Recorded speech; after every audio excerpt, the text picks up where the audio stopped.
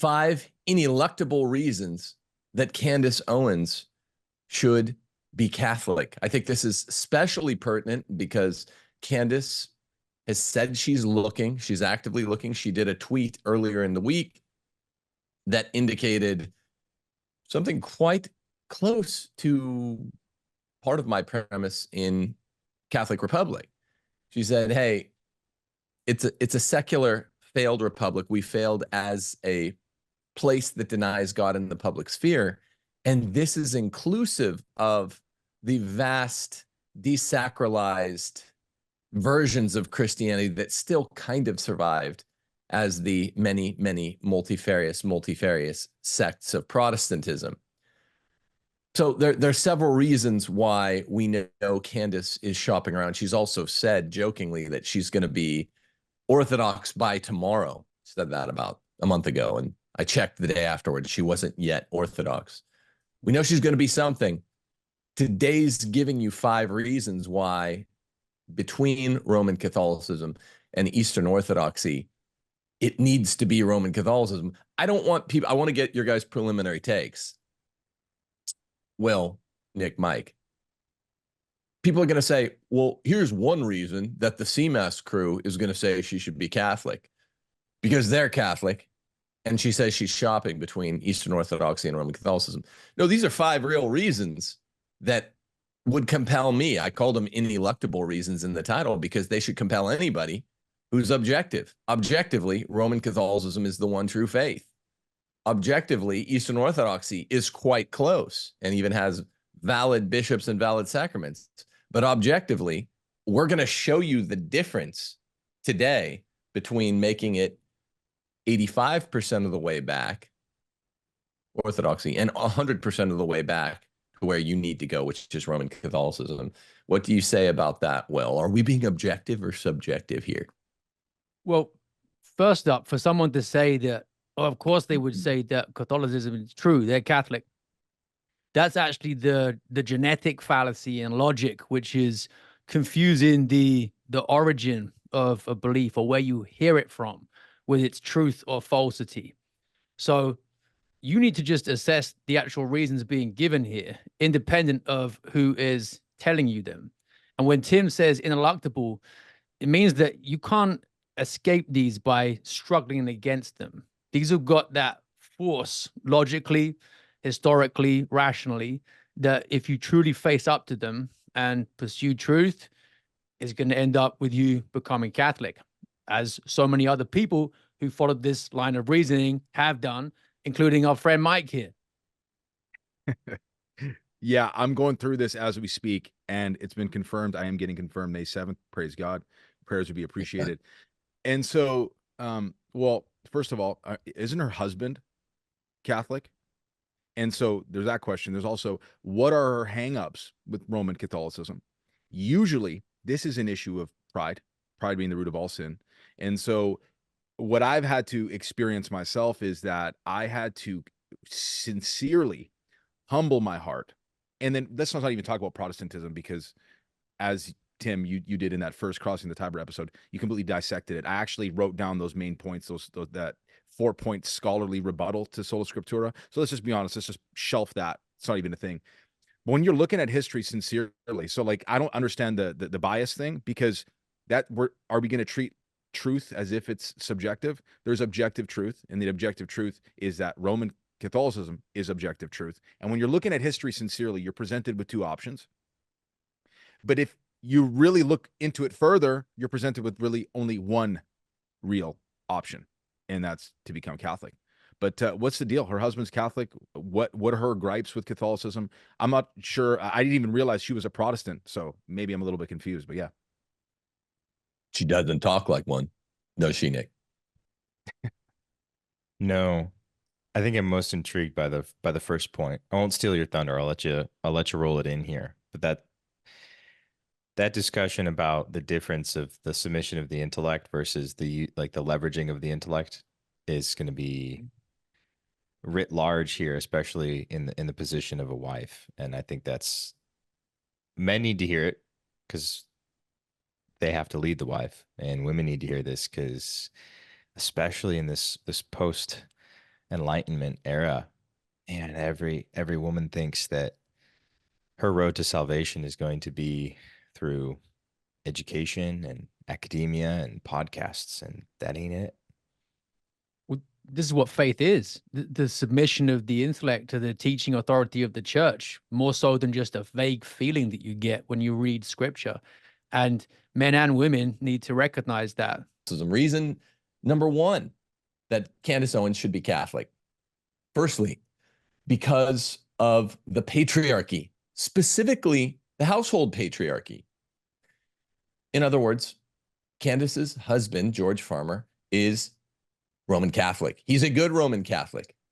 He has even, by rumor, read some Gordon books. So he's a very good Roman Catholic. And this is the best mark, the best tell, isn't it, gents, that a young woman who is married, who never shared her husband's faith, but they both were Christians, should go join Roman Catholicism because your husband is. He's pointing the way. What do you guys say? Yeah. Spiritual leadership is the most important form of leadership. And this means that spiritual submission from the wife following her husband's lead in that area is also super important. I've forgotten which of the church fathers talked about this point regarding mixed marriages, by which I mean, you know, Catholic, non-Catholic. They said that a mixed marriage begins with a spiritual divorce. Like that's how important it is to be on the same page. When you are thinking about the one flesh union of husband and wife, this is what it means on all levels. Is physical, intellectual, moral, spiritual. Reason number two is also the patriarchy. Reason number two is the clerical, ecclesiological patriarchy. There is only one religion in the world that has a pope. He's a single head of the religion. And so my joke was between reasons 2 and 3, you'll see why, generic, specific. The answer is Pope Francis. Now, Pope Francis has never been considered a reason why anyone who has a good heart or a good mind would want to become Catholic. Usually he's enumerated in a long list of reasons not to become Catholic. And often people cite Francis's own words where he's like, don't try to convert non-Catholics to being Catholic. He's the worst. Yeah, we'll deal with this more specifically in reason number 3.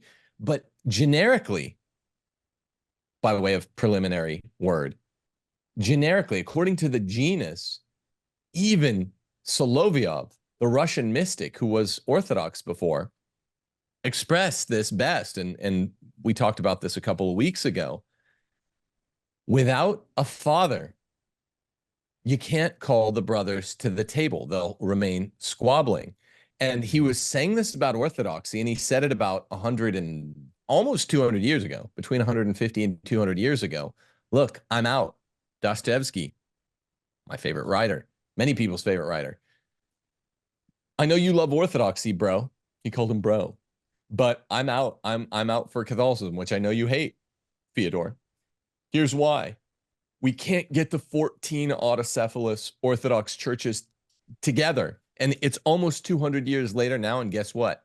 They can't get them all together because, yes, even though the Orthodox acknowledge that the Pope is technically the first among equals, among the apostles, you know, the modern day apostles are the bishops, and Orthodox do have real bishops, valid bishops, that you can't do anything without a visible head of unity on earth, a visible sign of unity on earth. The husband is the visible sign of unity of the marriage on earth, the husband, not the wife.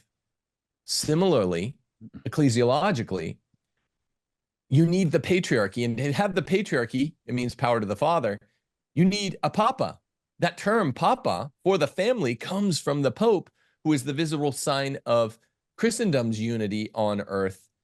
It's a big, big thing. You can't just skip over it and be like, well, Orthodoxy's got real bishops and real priests, because you have real bishops, and real 7 sacraments, which Catholicism acknowledges all three about orthodoxy, such that even Pope Benedict XVI clarified you can call any of the 14 autocephalous Orthodox churches church. You can't call any of the 40,000, vans down by the river, congregations of Protestantism, a church. You can call it a Christian congregation.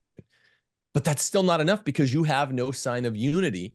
And therefore, as between the Orthodox, who are much more legit than Protestants, you still don't have the unity, which is one of the four marks of the church: one, holy, Catholic, apostolic. So you need that oneness. What do you say, Nicholas? Setting aside the validity or licitness of a woman in the public sphere, as Candace is, if she already is, and she's striving to do good, which she clearly is, and she has done much good, she's also in the unique position to call the brothers to the table.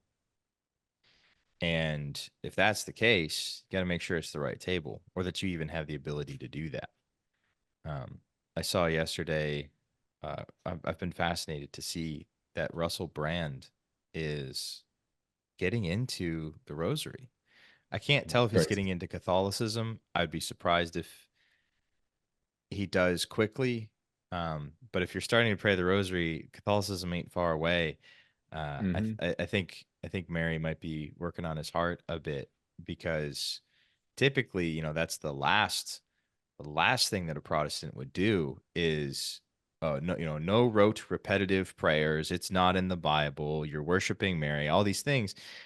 And so maybe he's just kind of doing it as a morning routine, but now millions and millions of people are seeing him pray the rosary. And I think that Catholicism is making a very interesting kind of resurgence, especially as we'll get to a little bit later with the Christ the King scandals, with Daily Wire and so on. There's only one place for her to be, for Candace to be, to like lead a unified front. And I think it would be a diabolic tragedy if at the last second she pivots to orthodoxy. I would have great skepticism about what took place, who got in her ear, what happened spiritually, if at the last moment of her crossing the Tiber, it wasn't this unified front to call. I mean, even the frogs, the groypers, right? They think very highly of Candace. It's like, okay, then call the brothers to the table in the proper way, and make sure it's Catholicism. Reason number 3, ineluctably, that Candace Owens should be a Catholic. Reason number 3 is Pope Francis specifically, Bergoglio, the way they try to disrespect him and call him Bergoglio. I've been known as a great critic of Francis, one of the foremost American critics of Pope Francis from the days of fall 2018. Just lots of people know me from this, but he's still, assuming he's not anti-pope, which is always a possibility, you find out ex post facto, but assuming he's not, then what is he? He's a bad pope. And bad popes, out of the 266 that we've had thus far, do occasionally happen. And what are they? They are rule-proving exceptions. Rule-proving exceptions. Because you still need a father. A bad father is better than none at all. And by being a rule-proving exception, we would say these bad popes, this list of them, Francis, I think, is the worst doctrinally. They show how bulletproof the papacy is. That's point number 1. 3A, reason 3A. Francis specifically shows a doubtful Christian, like probably Candace Owens would say, Pope Francis is one of the reasons I'm not Catholic. Well, I'm trying to flip that on its head. 3A is he shows how bulletproof the papacy is. Imagine an office so mystical, so, I want to say, magical. It's not really magical, it's mystical. That, let's imagine that getting a leftist into the chair of Peter was 100 years project, the way the Alta Vendita suggests that it was. Okay, they got their guy. Uncle Ted McCarrick bragged at Villanova University 6 months after Francis became their guy. He was bragging about how they did it. And he said, I had a conversation with a very conspicuous, wealthy Italian gentleman. And I said, he could do it, you know. Francis Bergoglio could do it. He could change the church if he had 5 years.